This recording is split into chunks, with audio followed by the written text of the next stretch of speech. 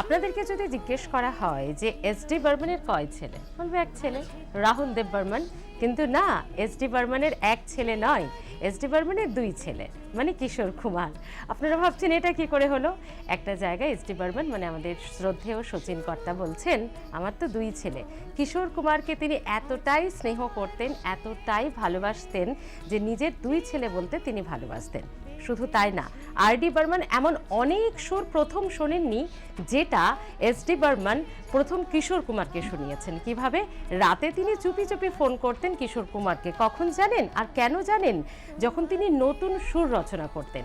আর সেটা কেমন হয়েছে, কোনো রকম কোনো চেঞ্জেস দরকার কিনা সেটা জানার জন্য মধ্যরাতে ফোন করতেন এস.ডি. বর্মন কিশোর কুমারকে। বলতেন, এই সুরটা আমি লিখেছি, এটা তুমি গানটা ধরো।